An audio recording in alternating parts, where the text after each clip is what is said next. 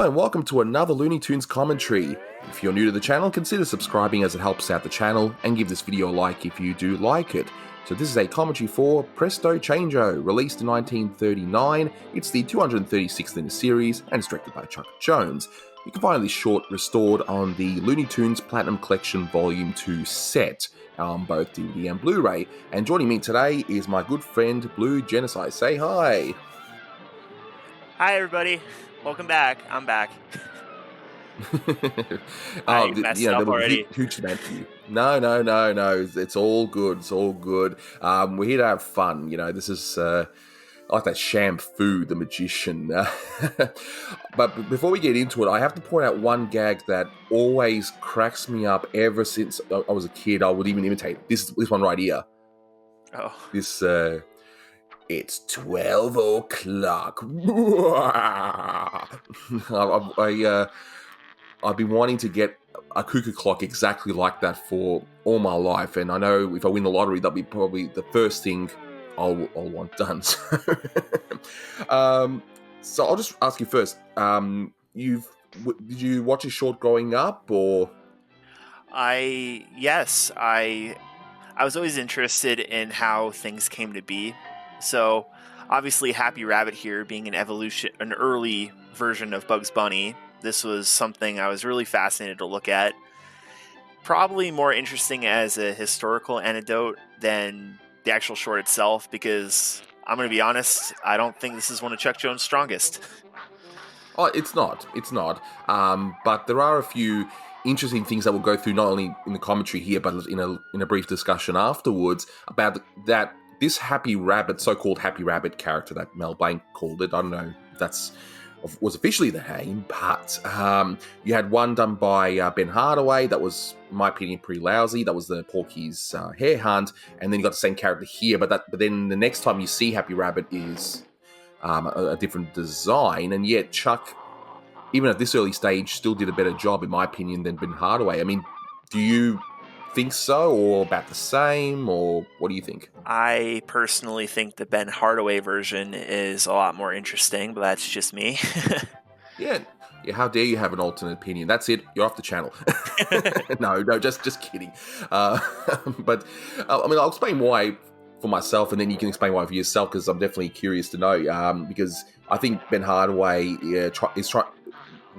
watching a lot of his shorts in a row, I'm noticing he's trying to be like Tex Avery, but he's not really, and he's just wild for wild's sake, whereas here there seems to be more focus on the character. Like, if you look at the animation here, just it doesn't even speak in this one, and yet I feel like I get more it feels like more of a full-fledged character than in the Hare Hunt. So, but that's just me. I mean, what do you think? I personally, there was, like, in my opinion, this is a very early showcase of what Bugs would become, like a trickster who would mess with people, just for the sake of it, which isn't really. Okay, let me try to regather my thoughts there, but I think that it doesn't work here because the same problem that people would give the Clampett shorts that would come later, Bugs Bunny Clampett shorts. Because here, Happy Rabbit here, if that is his name, that's never been confirmed, but he's just doing this for the sake of being a jerk, and it doesn't really work, I don't think. And that's why I like the Ben Hardaway one, because it's a screwball character. It's no different than the Woody Woodpecker or the Daffy at the time. But Plus, I think he's being hunted as well. Yes, he has a reason to, oppose these people. These guys, they're just cute dogs, and it's not really funny to me to watch these poor dogs get hurt. Sure. And that's fair enough. That's definitely a flaw. I totally agree with you on that point. Although, I have to say, I love the animation acting in this. And this is sort of the precursor to the Mark Antony shorts, later on, where Oh, yes. Where there'll be a lot of acting. You can see definitely shades of that here. I mean, of course, he'll do it much better in the Mark Anthony shorts. Let's not kid ourselves. But you can see here it's very similar in that way, and I like it for that reason at least. Yeah, ever since I didn't know that they did more Curious Dog cartoons until I watched that commentary you did on, I believe, the Curious Dogs. I think that's literally what it's called. Right? Doggone modern. Oh, okay. Sorry. No, that's right. I did watch that's it, though. That's your second strike, buddy. Third strike, you're out. Come on. That's a great expression on Proto-Bugs right there, though. Yeah, no, for sure. But, gee, look at this. See, this gag right here. This gag right here, it's... See, I don't think it's that great because it's really slow.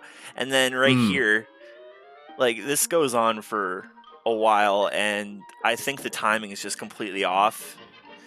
I don't think... Chuck definitely doesn't have timing down yet, in my opinion. Yeah.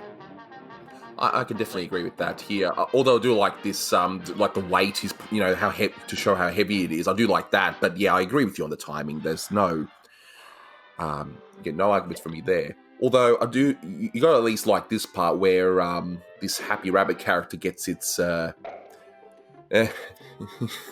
just desserts in the end. Gee, this dog's really annoyed. I do like that expression right there. He knows he's in trouble. Yep, for sure.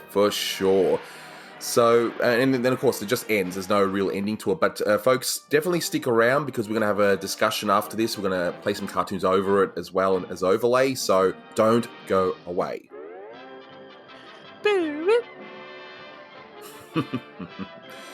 And we're back. Audio only this time. Because I haven't shaved my face and I don't want to scare off Blue Genocide. I don't want to scare anybody off either. Oh, no, I'm pretty sure I'm scarier than you at this point. But in any case, we, so look, that was Prest-O Change-O, and, it's no masterpiece. I sort of like elements of it. You sort of don't, I suppose. I mean...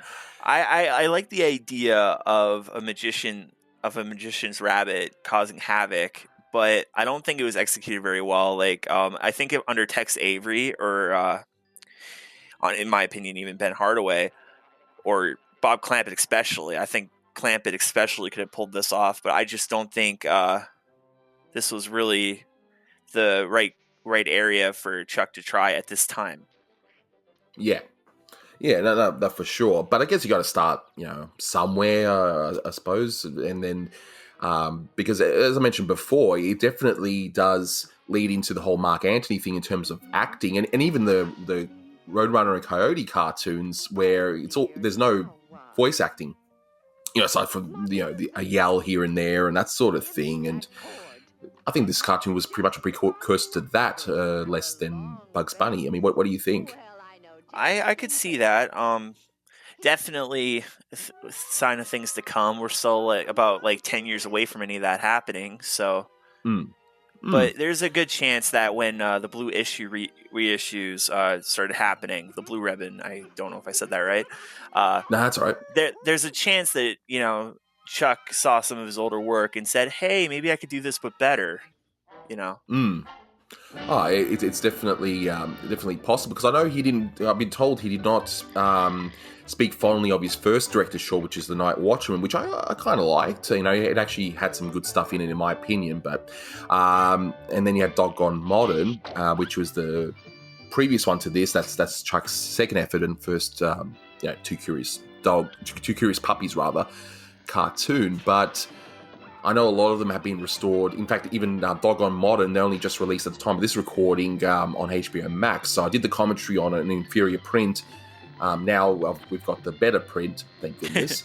And I know I've got Snow Time for Comedy, and I think I got Dog Tired. So, but I don't know.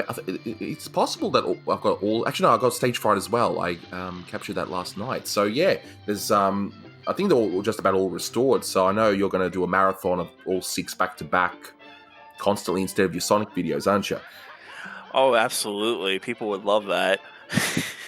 Oh, that's it. That will it'll be like Make It Rain, but in terms of subscriptions, clearly, Yeah, there's but an just be untapped warned that curious dog market. that's right. That's right. But just be warned that this one cartoon's actually the only Two Curious Puppies ones that's in public domain. So yeah, it's Really, the so much one, fun. this one's in the public domain. I didn't know that. Yeah, it is. Yep, this one's the only one in the public domain. But it's funny when I do these, I try and do them in order. But sometimes because of my guests, they got different times available and all that stuff. I did Daffy Duck and the Dinosaur sort of before this one, so they'll come out in a few days. But that one's also in the public domain too, and Yeah. it's one of my favorite. I mean, what are your thoughts on Daffy Duck and the Dinosaur? I think while you're here, Okay, yeah, Daffy have Duck you and the watched that one? Dinosaur. I think I just released a commentary on it today. Yes, that's why I'm sort of hinting on like nudge, nudge, nudge. It's a little bit Okay, harder to do the nudge with that video. okay, so I'm gonna be honest, I wasn't prepared for that, but I think I can. So the first thing that comes to my mind is the Hunter character, who I've heard was described as like a Jack Benny type He is. character. Hmm. And I think he's hilarious. I do really think that it was a shame that they only used that type of character in, as far as I know, twice in Daffy Duck and the Dinosaur. And then our next co-commentary that will go up on your channel. I'm not going to say which one, but I'm sure anybody could figure it out, honestly. Oh, for There's sure. another character. It's not the same character, I don't think, but he looks very similar. Yeah. And I think he's really entertaining because they an early criticism Friz Freeling would give Elmer Fudd, the fully developed Elmer Fudd, not the Elmer that your commentaries have dealt with so far. Yeah, the egghead proto Alma kind of Yeah, thing. thing. That's fair. Yeah, whatever it is. They always cited that he was a boring villain to put up against Bugs Bunny because he was just too nice. When he would cry, you'd feel bad and all that. But they had this other character who would later, I don't know if you want to call him a sourpuss, like that they literally call him that in the next one. But I really thought he was fun, and it's just a shame that they just left him in the late 30s, I think. Yeah, it was pretty good, and the voice actor in that one, Jack Lasculi, he was sort of known, so to speak, to do Jack Benny impersonations and a few credits, and that's pretty much it. So a bit of an obscure fact, but I'll leave those facts for the actual commentary itself that I've got with a new guest. And I even try and do an impersonation, that commentary too, of Jack Benny. So definitely keep an ear out for that one, eh? Yeah. I So did not do that in mine. Ben Act, folks, something like that. I don't know. The You'll one hear thing, it better. the one thing I thought about Daffy Duck and the Dinosaur was that the dinosaur looks really, really more like anything except a dinosaur, in my opinion. I don't know Rubbery. if I don't think yes, it's very rubbery, and to me, it looks more like an elephant without a trunk or something like that than it does without a trunk or ears, I should say, than it does like looks more like It's a really Yoshi. weird, but oh well, they could be like that for sure. So just to wind it back to Prest-O Change-O, just to wind that up, so the video is not too long. So how would you rate this cartoon, say, out of 5? Because personally, I'd rate it maybe, I don't know, a 3 out of 5. What would you rate it as? I think this cartoon is worth a 2, or if I'm really generous, a 3 out of 5. But Depending on what you're looking at, yeah. I think I would have to be pretty generous to give it a 3, just because I think most of the gags outside of your favorite, the Cuckoo Clock, and maybe the last punch, they just have no timing or really any weight to them. Yeah. They repeat gags throughout the short, like Bugs kissing, Happy Rabbit, whatever you want to call him, technically we can call him. Proto-Bugs. Technically, in the next one, we can call him Bugs Bunny because that was on the model sheet, if I remember right. Bugs' Bunny kind of thing, like yeah, like so Bugs' technically, I feel something like that. Anyway, and it's actually great. Yeah, so I don't know if you want to start calling him that, then calling him, Bugs' Bunny, but yeah. But in the end, you know what? Prest-O Change-O. It's another one off the books. It is one in the childhood favorite for one reason, and I think by ending this conversation, we both have to do that impersonation. I'm going to put you on the spot again. Who wants to go first to say that it's 12 o'clock thing? Want to go first, or should I go first? You should go first. All right. It's 12 o'clock. Want to give it a go? All right.